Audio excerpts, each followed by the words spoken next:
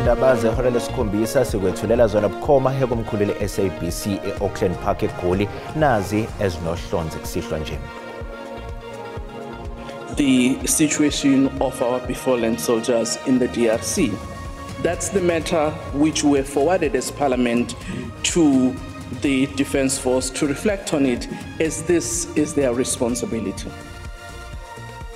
Usomlomo wesishayamthetho sikazwelonke kanye nosihlalo womkhandlu obhekela izifundazwe batshele izindaba ukuthi konke sekumngumumo ngaphambi kokwethula kwenkulumo kaMengameli wezwe kusasa kusihlwa eKapa. We're still hoping, Lulama, that President Trump will visit South Africa ahead of the G20 summit. Ihhovisi likaMengameli wezwe uCyril Ramaphosa lithi uMengameli wakuleli uzimisele ngokuxoxisana noMengameli waseMelika uDonald Trump ukuze acaciseleke ngomthetho wokubuyiselwa komhlaba. The soldiers are safe, they are in camp. The priority right now is to repatriate the remains of those who died during conflict last week. Uqale namhlanje uhlelo lokubuyiswa kwezidumbu zamasosha kuleli ayi-14 abulawe empini eqhubekayo kwelase Democratic Republic of Congo. Ukuthola kube kuwembukeli ngiyakwamukela ezindabeni zakusihlwa igama lami nginguDaud Phungula.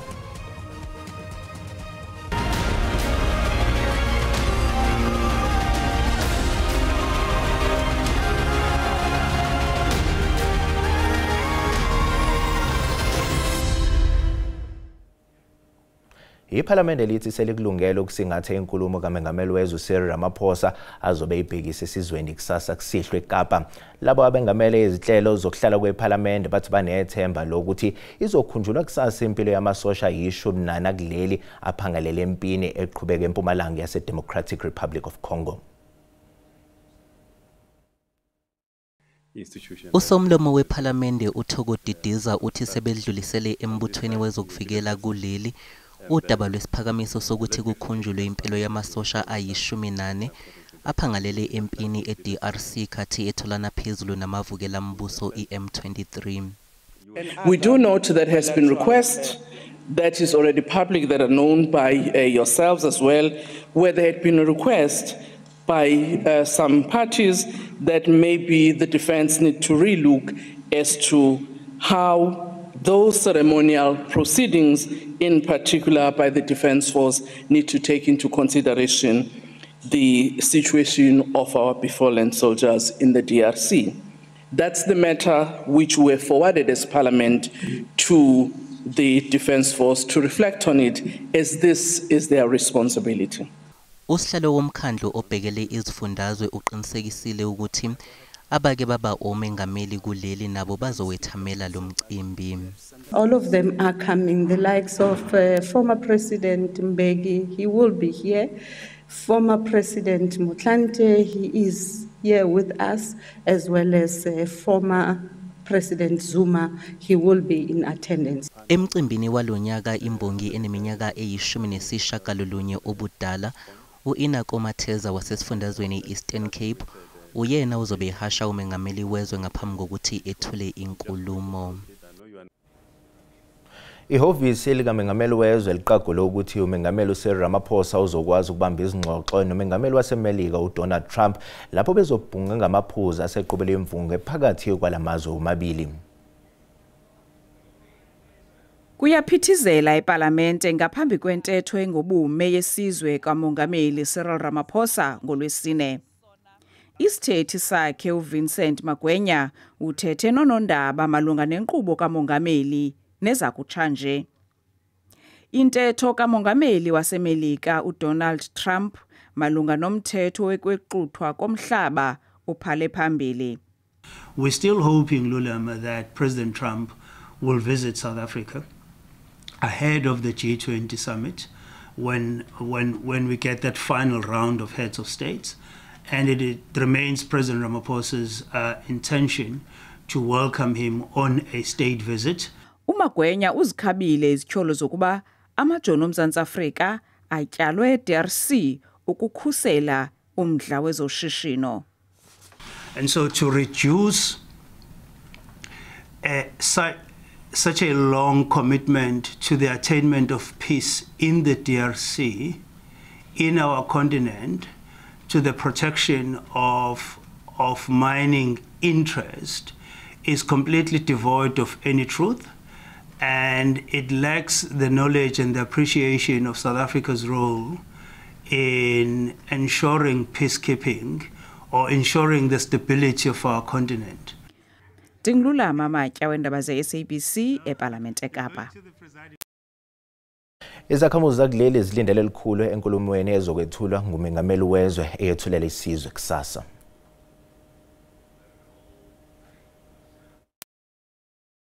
Njowengamele elakuleli uCyril Ramaphosa ezokwethula inkulumo akazobe ibhekise ezweni kusasa, izakhamuzi zakuleli kuningi futhi kuhlukene ezikulindele kule nkulumo.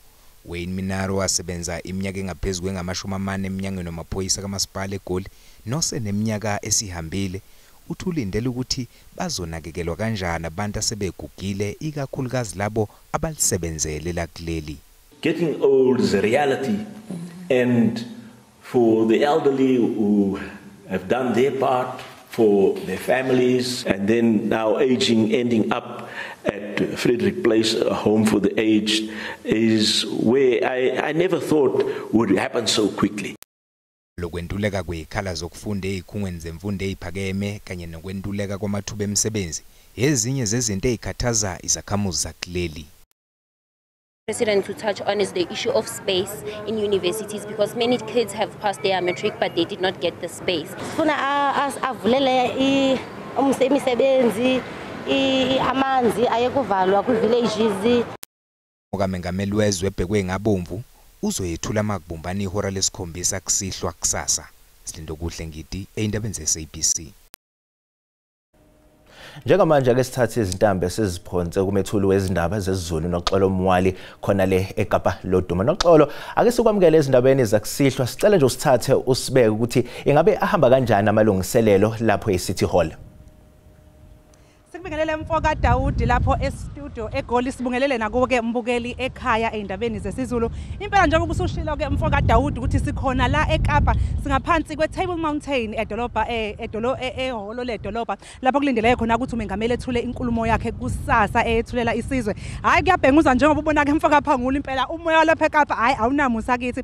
Kodwa kangihambi ke ngedwa njengamanje ngiphethe uqweqwe lomhlelo weindaba zepolitiki la SABC uMzwandile kwaMbeje, nokuwuye ke ngizoxoxisana naye nje ke kancane mbukeli ukubeka nje esithombeni. Shandu, sibonge kakhulu ukuthi ube nathi. Hayi sikhona eKapa noma nje sivunguza umoya, kodwa cha sifikile impela sizoxoshela. Ungasitshela nje ukuthi mhlawumbe ikupho kulindelekile enkulumweni kaMengameli kusasa, nanokuthi nje ngokubuka kwakho selokhu sifikele la eKapa ahamba kanjani amalungiselelo? Sibonga kakhulu noXolo, kuyasho ukuthi iKapa leStorm lodumo olunjalo.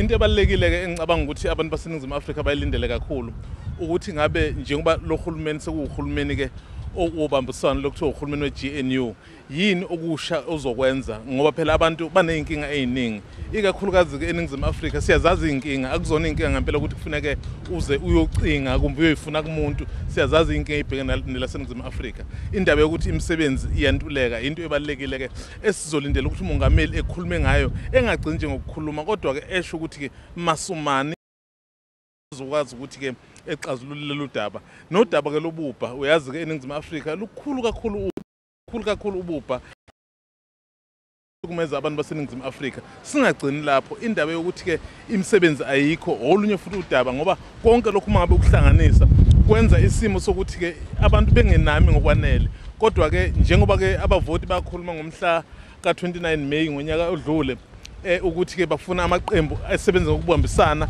iyo ke lemphumela esizofuna ukuyibona. Kodwa into ezophinde yenzeke ke uzokhumbula ukuthi elaseNingizimu Afrika libamba daba ezibheka amazwe omhlaba, amasosha ethu aqeda ukudutshulwa eDRC. Siyalindela ukuthi umongameli esho ukuthi ke yini iqhaza elibanjwa amasosha ethu eindaweni enjengo DRC. Kanti sizwile futhi ke nomongameli waseMelika ethinta udaba lokuthi uma ukuthi kunemgomo ethize siqhubeka nayo ekhombisa ukubandlulula abanye abantu ke uzoyeka ukusixhasa lokho esiyazi kuthola. Silindele ukuthi umongameli waseNingizimu Afrika uCyril Ramaphosa ekhuluma ngaphansi ke kohlaka lohulumeni wobumbano ekwazi ukucacisela abantu baseNingizimu Afrika ukuthi ngabe yini azokwazi ukuthi ayenze futhi uzophendula kanjani ke kulezi zinto asolwa ngazo. Sibonga kakhulu ke Shandu umbukeli umzondelo kaMbejekelo nje obesitshela ngokuthi kuhamba kanjani nokuthi yini elindeleke kusasa umengameli wezwe uma ngabe ke esethula inkulumo yakhe. Hayi ke khumbula ke umbukeli ukuthi kusasa lokho kusayo ngehora le-12 emini bebade ku SABC Plus kanjalo nakuli high sizobe khona sinkanisele SABC usuku lonke sikulethela lokho okuzobe kwenzeka ngaphambi kwenkulumo yamengameli kanjalo ke futhi noma ke inkulumo yamengameli siphelile sizophela ukuthi abanyosi ombusazwe bayetshisa kanjani ke le nkulumo kaMengameli. Ungaphuthelwa ke umbukeli ku SABC high kanjalo naku SABC Plus. Angiphinde ke ngiphonse intambo sibuyele khona e-studio kuwena ke Mfoka Phungula. Sibonga kakhulu yena ke Humethuli wezindaba khona la SABC unoxolo omwali ehambisana ke nentatheli ezindaba ze-SABC uMzwandile wakambejo. Kwamanje sisathi qo ezitolo kanti uma sibuya sizokuphathela uDouble team. Our team is hard at work. We've been here almost now 4 to 5 hours that we have been in this crime scene, and we believe that we'll find the suspect. Amaphoyisa seLimpopo athungatha umsolwa ngemva kwesigameko sokudutshula kubulawa iphoyisa emzini walo eStown Plus ngaphandle kwase Leboakgom.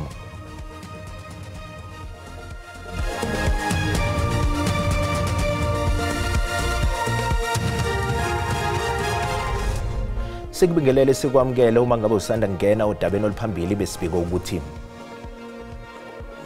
Usomlomo wesishaya imithetho sikazwelonke kanye nosihlalo womkhandlo obhekela izifundazwe batshela izindaba ukuthi konke sekumngumumo ngaphambi kokwethula kwenkulumo kaMengameli wezwe kusasa kusihlwa eKapa. Bukele sikukhumbuza ukuthi lezi ndaba ziyatholakala ku YouTube na ku SABC Plus. Ngena kuzuzicinge ngamagama athi SABC izindaba na kanjani uzosithola ngomjalo bazo. Umholi we-Democratic Alliance uJohn Steenhuisen wethule inkulumo eyandulela inkulumo kaMengameli wezwe nalapho elandise ngomsebenzi osewenziwe ongqongqoshe abaqhamuka kuleli qembu ngaphakathi kohulumeni wobumbano. uSteenhuisen uthi uxhalabile ngezehlo zokuhambisa amampunge malunga nomthetho i-Expropriation Act. If that misinformation becomes fact, it has real-world consequences. And if it leads to the cancellation of aid, if it leads to the cancellation of preferential access to certain markets, it will have an effect on all South Africans. But mostly, it will have an effect on those who are currently taking advantage of these systems. And as the Minister of Agriculture, it concerns me that some of this misinformation may well lead to real-world consequences. Kodwa lenkokheli ye-DA iza kubhenela kwiinkundla zamatyala icela umngeni ngakulomthetho. We will approach the courts, arguing that this act is indeed procedurally and substantively unconstitutional. uSteenhuisen uphinde wahlaba ikhwelo kurhulumente kuba anyuse izinga lokuphehla umbane wabucala ukuze kungaxhonyekekwa ku-Eskom. Kwiindaba ze-SABC Ndingubulelani Philip eParlamente. Njengoba kubhekwe inkulumo kaMengameli wezwe kusasa izakhamuzi zaseNingizimu Afrika eziningi zisadinga izindlu zokuhlala nokuholela ekutapweni komhlaba. Ngesonto amakhulu abantu eGoli basale Dengwane emva kokuthi umlilo ucekele phansi imjondolo eBoysens. Lensizwe endala izama ukuvusa umuzi wayo ngemva kwenhlekelele yangesonto elidlule ithi ke ilindele ukuthi uMengameli wezwe ayibalule ingqinamba ababhekene nazo. Sifisa uMengameli asize ukuthi asikhiphe kule ndawo ayosibeke endaweni lapha esizohlala khona sinethezeke lapha singeze ukuthola khona imililo lezinto efana nalezi ngoba lapha siyawesa kakhulu siyasha. Kunobaba ohlala lapho nezingane eziyishumi-5 othi ingane zakhe eziyizikhombisa ihlala kule mjondolo ayisebenzi. Akubhekile ukuthi uhulumeni abakhele izindlu ahlinzeke nalezi ingane ngemisebenzi. Uthi uphuma eMalawi. Aniyazi mina ukuthi nizoyenza leli labantwana manje nihamba nibalala estradini manje lama ngakhona amadonkozana umunye manje wasaqeda kuteta umntwana wami nifuna ukuthi nimuyise ekhaya anisakhoni. Abanye bathi abasayingeni kwakuyingene inkulumo ebhekise esizweni ngoba vela ibasiza ngalutho sekwaba yiculo nje kubo. Ngathi nje akukho ngoba izethembiso zokudala bethembisa labantu asitholi. Ayikho into eyenzekayo nje ukubona nje kushile kunje. angazi ukuthi okwenzeka manje sesho. Le nkulumo ebhekwe ngabomva amehlo izobe ibanjelwe ehholo ledolobha iKapa njengoba zasha zangqongqa nje izakhiwo zePhalamende. Umengameli wezwe kulindele ukuthi akhulume nezwe ngehora lesikhombisa kusihlwa. Igama lami nguCalvin wakwaDludla. Eyindabeni zeSABC ngibika ngiseGoli.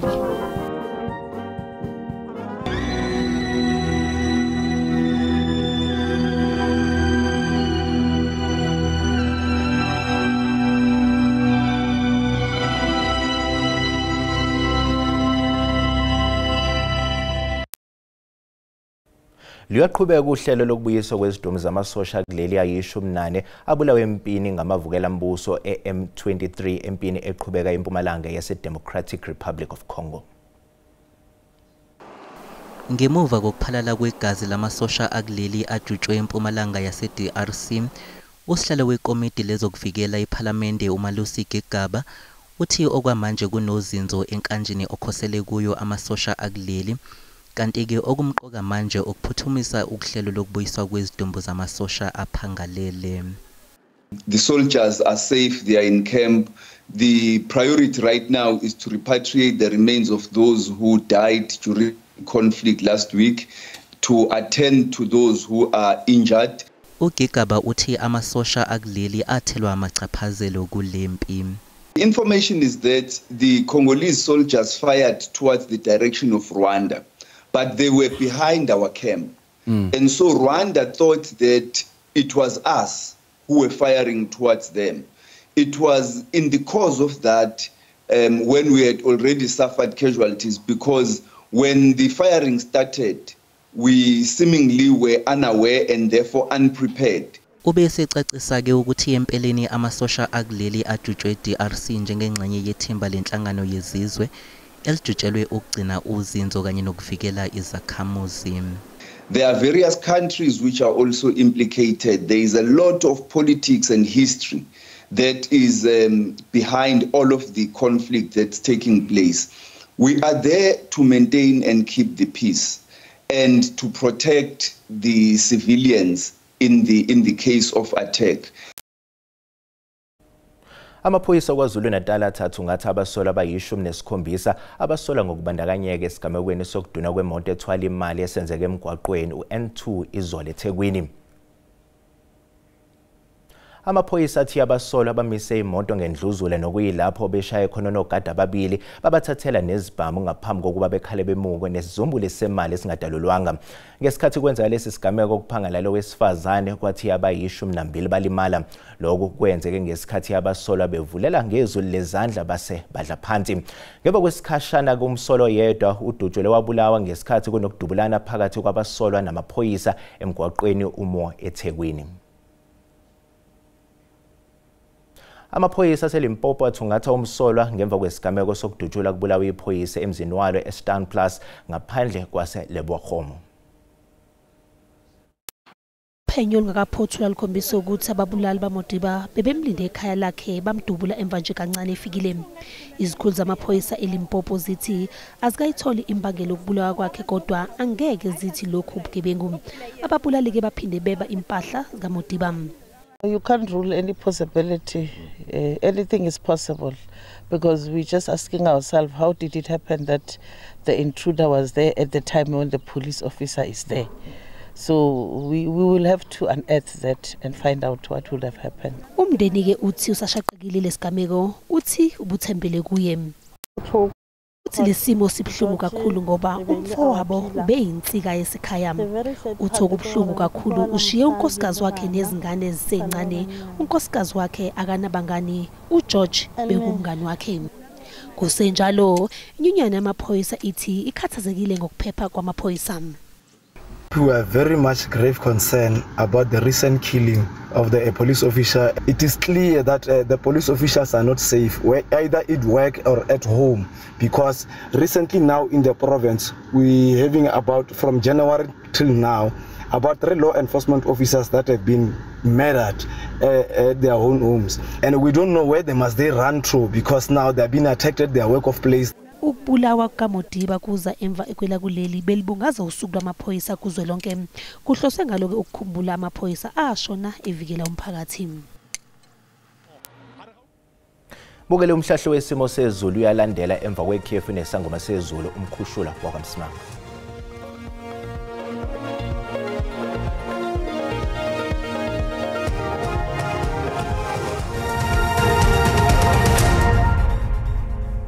Kwentokozo mbukeli ukuthi siphinde sihlangane njengoba sisho sithi aqhubeka amathuba amakhulu kakhulu emvula kakhulukazi ke esifundazweni saKwaZulu-Natal yonke neEastern Cape abe mancane mongena ke enkabeni eFreystata kanjalo nalapha eGauteng bese licheka nje ilanga bese zikhona lezi imvula sisho sithi ke lingaqhubeka libalele entshonalanga kanti ke lingathanda ukuba nomkhamazeli kakhulukazi ke ogwini ongaseningizimu sihlabele phambili siyobheka usuku lakusasa liqhubeka libalele nje entshonalanga bekhona le yamkhizo mongena lapha koJoji uyongena lapha koGqeberha kanti ke solindele ukuthi abe makhulu amathuba mongena lapha eGqeberha abe makhulu kakhulu ke mongena Umthathe eMpumalanga eEastern Cape uyongena lapha kwaZulu-Natal kanjalo naseFreystata kanjalo naseGauteng zimvula nje phelezela ukuduma ukutshaka kwenhlavelanga siyofika engcenyeni ke ezilapha koApindini ngale kwaloka ngamancane nje mangena kwezinye indawo lapha koMakikeni kanti ke masihlabela phambili siyobheka ikakhulukazi isixwayiso iSouth African Weather Service yaskipha isixwayiso somoya ngathanda nje ukuba namandla ohambisana namagagasi angathanda ukuba namandla ogunike olingapha ngasentshonalanga ebusuku banamhlanje kanti ke nemvula ezingaphelezela ukuduma kunomgozi ikakhulukazi eEastern Cape yongena kwaZulu-Natal kanjalo nalapha eMpumalanga isigaba sesibili kanti kwezinye indawo isigaba sesine kanti ke nakusasa singawulindela lo moya namandla kodwa ke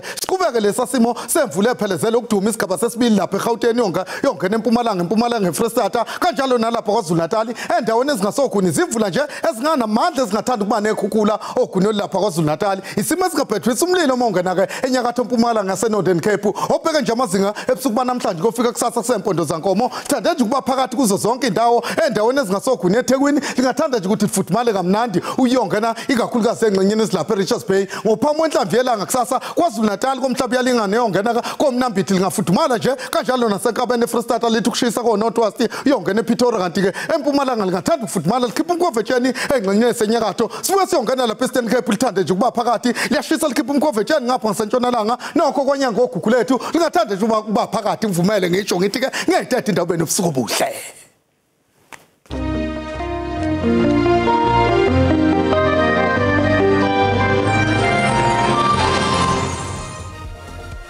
Bukele sizibeka lapha bese kuphathela zona ngolika Mageba kusasa abakhona ozakwethu ngolimi lesiXhosa usale kahle.